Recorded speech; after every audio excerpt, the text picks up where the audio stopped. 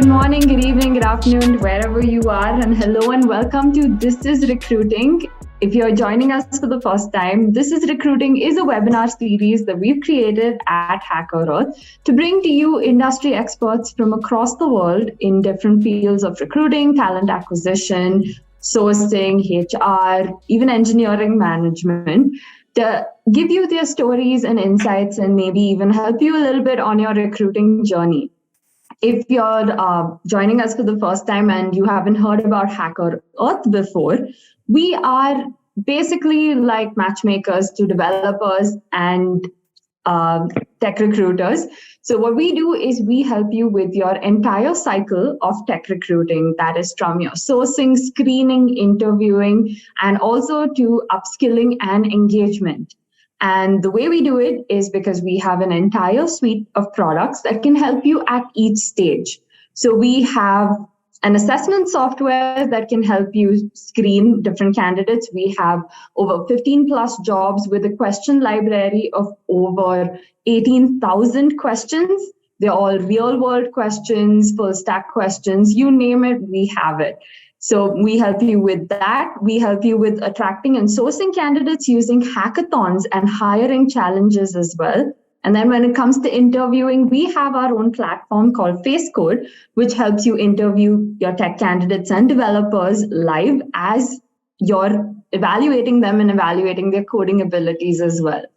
Finally, we have upskilling and engagement as well, and we do this via hackathons.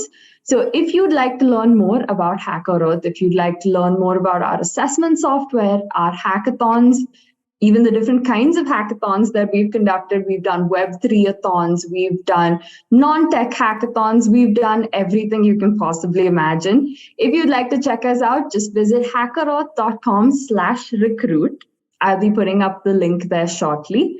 But, enough about HackerEarth. We'll get to the main event of today, because we have someone who very special joining us today for our webinar. We have Sophia Valdez. Thank you so much for joining us today. It's been an honor to connect with you on LinkedIn and, see the amazing posts that you're doing there as well. The minute I saw, the type of content that you released, I just said, we have to have you on here at least once to talk to us about especially something that you are very skilled at, right? Early career tech recruiting. This is a topic that we haven't dealt with a lot here. And I think it's something that is gaining a little bit of traction right now. So, before I start off with the questions that we have today that's come in from our recruiter community, I'm going to hand it over to you to give us a little bit of an introduction about yourself and just your journey so far. For sure. So my name is Sophia Valdez. I am actually from the Pacific Northwest, so in the United States. I'm based out of Seattle. I've been in recruiting for about, I would say my whole career. I started in university recruiting, so helping young people go to college, because here in the US, there are many people who do not go to college. So it was my goal to help underrepresented students go on. I did that for a long time. And then I pivoted into tech about 3 years ago. So in 2020, I began working actually at Microsoft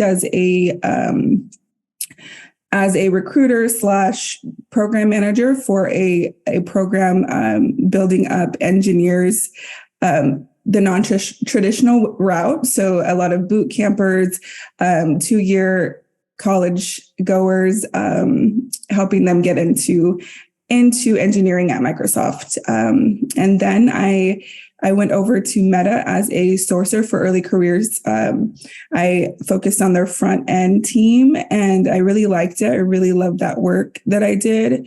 So that's a little bit about me. I've been an early careers tech recruiter for about 3 years now.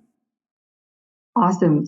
So just to start off, you said you've been in recruiting your whole life. And I know we have a couple of questions that our recruiter community has sent across. But before that, I just wanted to ask you, what made you get into recruiting in the first place? Because I think a lot of recruiters have like a very special story that's always connected them to it. Yeah, for sure. So for me, so I am Latina. So my family originated in Mexico, moved to the US probably in the early 60s and 70s. And so it was really important for me to work in tech so I can help others that look like me and, maybe have similar backgrounds get into tech. It was my goal to help them get into college first. And then when I moved over to tech, it was like, okay, now I can help those actually make that career pivot into tech, which, as tech pays a lot more, and it helps people once they're in here, like just start making more money so that they can help their families. And so that was really my intention. And that's why I got into recruiting, to seek out that talent that maybe is, especially here in the US, that people don't look for intentionally. So, yeah. Right. And it's such a beautiful goal to start off with. So let's dive into, some of the questions that we released to our recruiter community when they discovered we were doing, a topic about early careers recruiting. So the first thing I want to talk to you about is why university recruiting and building a talent pipeline has taken precedence right now in 2023. I know we're only in the first month, but the demand for tech talent, of course, like you said, it's forever high. Why do you think employers should pay more attention to building an early career pipeline right now and not just, recruit ad hoc? Technology is ever changing, right? If we're talking about recruiting for tech, it's ever changing. So we want to get those candidates early on when they're in their schools, when they're in their universities and learning that new technology. That is why we want to seek early career talent. It is important that once a company recruits those, we say candidates, but students, then, you can help grow your company with that fresh talent. So I think that is important. And also seeking out schools who have a strong international program, because when we think about technology, it's global, right? It's not just per country. So I think that's huge when you can get talent that is international. So you have more diversity in thought, diversity in learnings. But yeah, that's why companies should definitely invest in early career talent, but also continue to seek out that new and fresh university student. Yeah, and when you're looking at creating a pipeline, how do you go about that when it comes to university recruiting? I understand, like in corporate or in other normal sourcing ways, or even during hiring freezes, people tend to keep like other candidates who have already applied. That's like an ongoing pipeline. But what do you do when it comes to university recruiting? For sure. So, you're always going to look at those universities who have top talent. So those top technology universities, which you can, Google search those and see what schools have the highest GPAs in those certain classes. So that's where I would start, right? You have to understand too, you're competing with other top companies. So if maybe you can't get talent from those because maybe they're going elsewhere, you want to look at other avenues. So also looking at universities that have the largest diversity pool, right? What are these schools doing? Do they have an international program where they're bringing in the top tech talent? So also looking through those sources. For me, when I was at Meta, I actually was a generalist sourcer. So I really sought out talent that maybe no one could find. It was kind of like it was really exciting for me because I was able to seek out schools that maybe were unheard of, that big companies didn't go to. And I was able to produce really top talent from those schools. And, they were super grateful because schools weren't going there. But as a generalist, I was able to do that. So that's something that I think that gets missed. So if you have a sourcer who is really good at finding the diamond in the rough, then I would pursue that as well. Another thing too, right? We have our own pipeline, but I know a lot of companies build in their own programming. So for younger students, so we're thinking about like freshmen and sophomores in college, you want to start them early, right? You want to get some sort of summer programming so that they're connected to your company, they're connected to what you do. A lot of those big companies have that. I know at Meta, when I was at Meta, we hired for freshmen and sophomores so that when they came back around, when they were ready to graduate, they were ready to apply, right? Because they already know what was going on at that company. Right.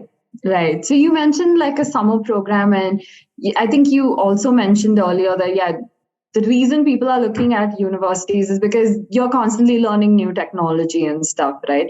And of course, there's progress at a university level towards adding additional training and internships to the curriculum.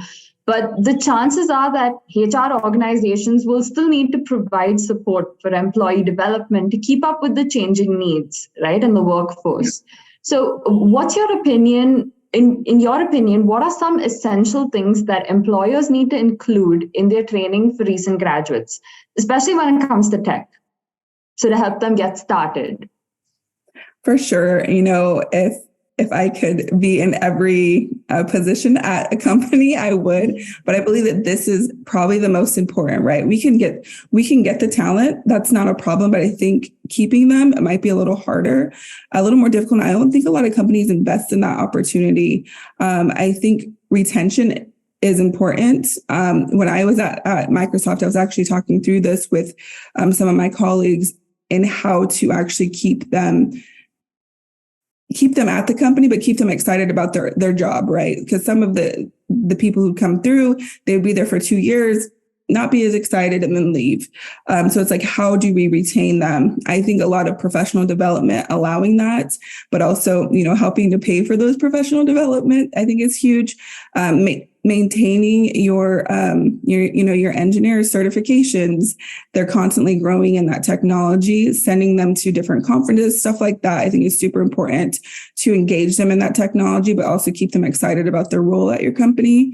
I think it gets missed a lot at some of these larger companies, but I think if you have a small company, you're willing to dive in, I think that's a way to invest for sure. It's so surprising to hear that, okay, people are not excited about being in a Microsoft or not being in a Meta. Like, I would never have expected such a... I think when you think about anything, right? Like, you have a career. Yes, it's at an awesome company, but if you don't like what you're doing, or you've become mundane in it, or you need, more excitement, I think that anybody, who's craving more out of life would probably feel that way. Yes, it is a super great company, and people probably do stay and aren't happy. But I think that, to re-spark that joy in their role, I think that putting money towards retaining them, towards professional development, all those things is important. Definitely. So we have a question here from Kristen Mills. So Kristen says, if I want to find a job recruiting for early careers or college intern programs, etc., what job titles are most common? Usually when I search for jobs like that, it will only come up with college admissions or recruiting jobs. For sure. And, over the years, it's changed. I think when I started, I was a campus recruiter. And then it went to emerging talent recruiter. And now I'm an early careers technical recruiter. So I think, you can look up campus recruiting, probably campus recruiting in corporate, because campus recruiting might pull up, university recruiting. University recruiting. I know Microsoft still uses university recruiting. And then emerging talent is also another term for it. Okay, Kristen, I hope that answers your question. Getting back to some of the other questions that we have. So, you said you've been a tech recruiter for some time right now. So what is your strategy right now to source and screen talent in the early stages, right? Especially when you're dealing with numbers that come with university recruiting. It's in bulk. You have so many candidates at once. And how do you screen them all? Or how do you, how do you assess them all? Yeah, I think in the past, So are you asking me what the strategy I use is, or are you asking me how to get through the screening process? Let's do the strategy first. I think, going back to what I said earlier, thinking about top schools, top diverse schools, and he's working with student organizations, student services on campuses. So making those partnerships real, right? So if you are working with a certain school, meeting those people who are in power. So essentially in power, who are connected to those students, who are connected to any of the engineering, if you're talking about technology, any of the engineering programming that's going on. They have a ton of conferences that you can attend as a recruiter. So I think just being engaged in the community on campus is important, as well as with the students. So I think a lot of people miss working with student-led organizations, because what better way to get candidates but by other students, right? If a student can speak for your company, if a student can speak for your team, then they'll tell other students. So for instance, like just working with, maybe there's a program on team that's like an engineering club, getting with the president of the engineering club and being able to talk to them.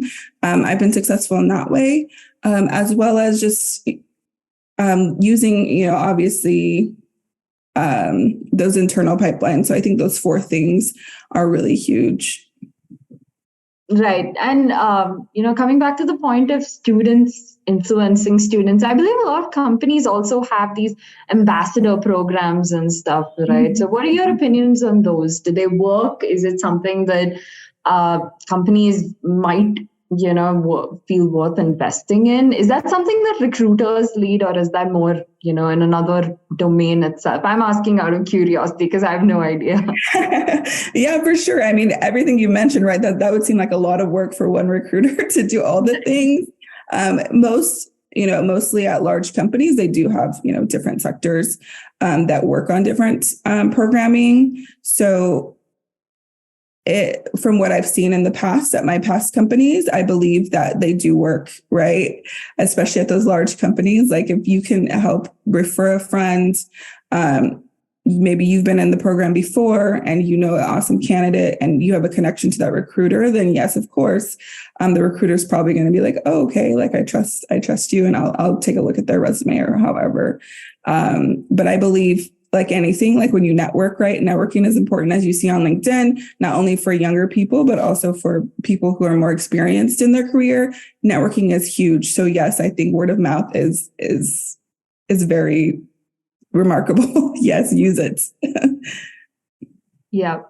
I have another question, about coming back to something you said earlier about why you started recruiting, right? To get more of a diverse intake and look for international programs and things like that. So I know from a corporate front, this happens, like you have a team that's solely for diversity and inclusion, and you have different strategies to source diverse candidates as well. But what do you do when it comes to university recruiting? How do you make sure that you're getting a good pool of diverse candidates as well? Is there like a preference that you would give them, or do you have one thing is of course mentioning it in your job description or something like that. But what do you use to make sure that you get diverse candidates applying as well?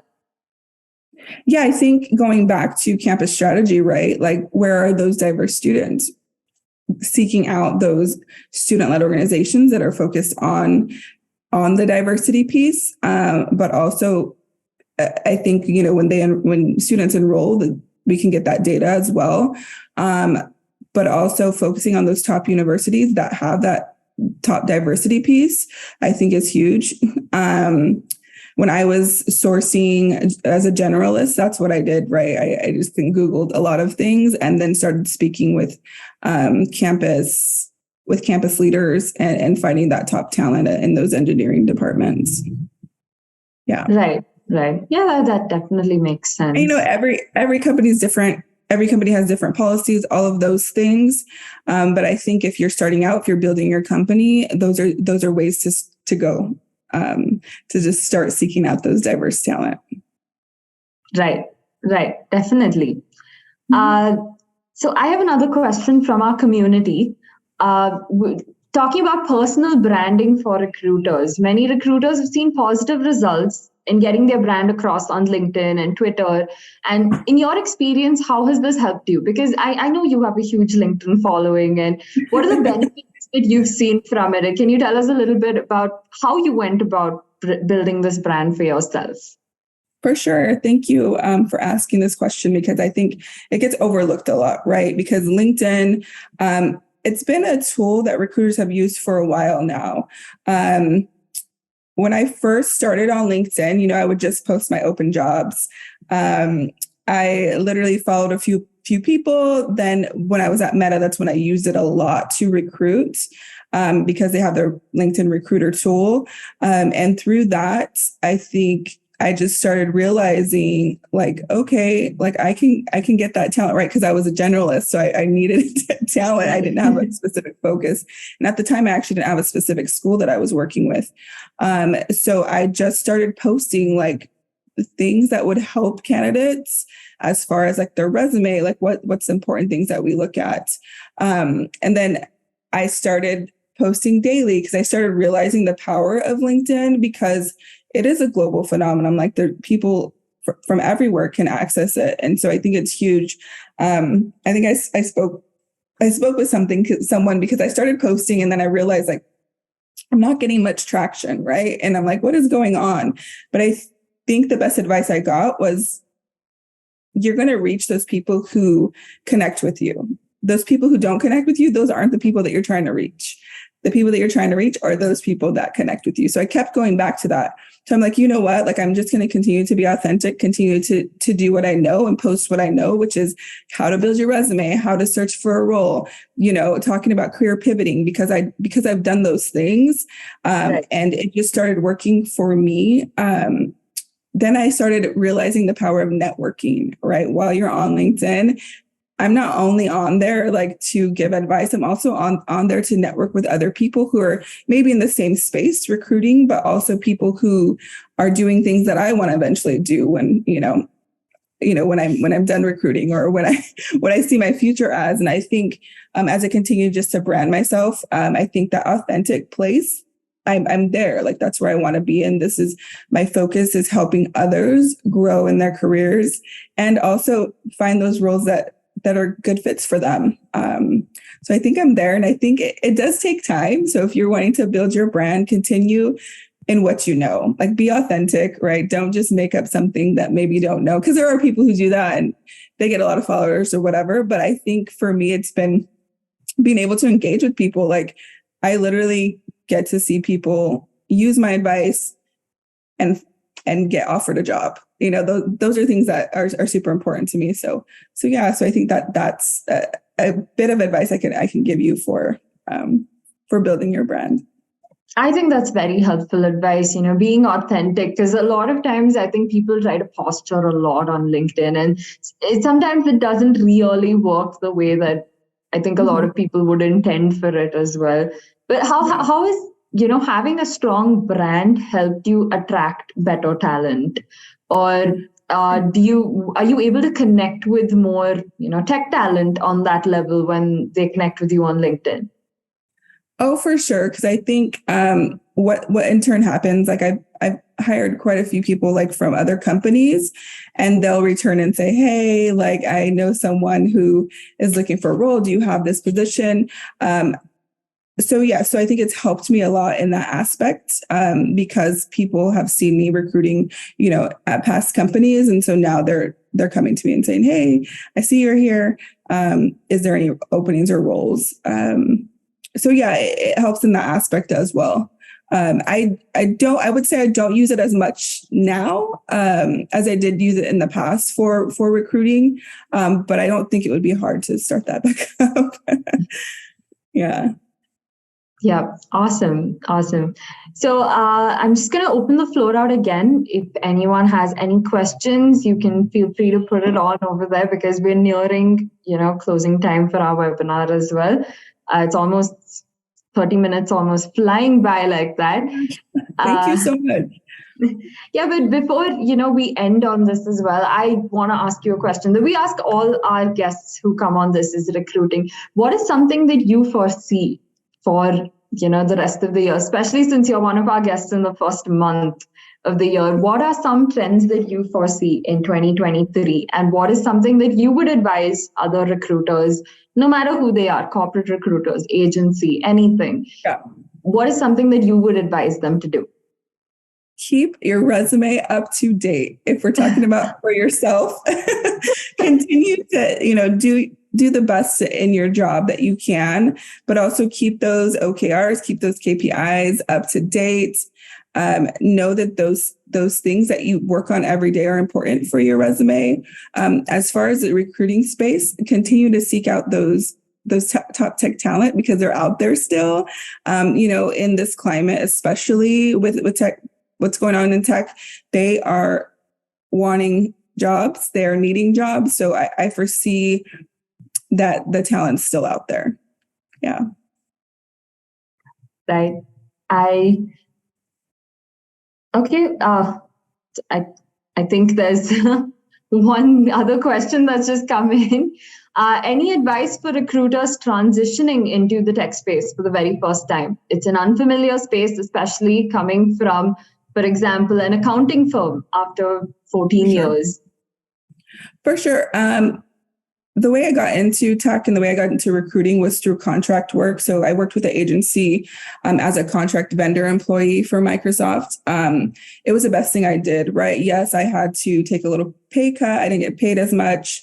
But that 18 months of experience was invaluable. Like that's where most of my tech experience came from, right? The knowledge of the technologies that were used at the company, the knowledge of how to interact and collaborate with engineers, hiring managers, all of those things, because I took that contract role. So if you can, and I know sometimes you can't be done because maybe financial circumstances, but if you can, I recommend it 100%, 1000%. If you can take a role that is a contract role in a company, then I would say go for it first, because usually those turn into full-time roles after your contract is up.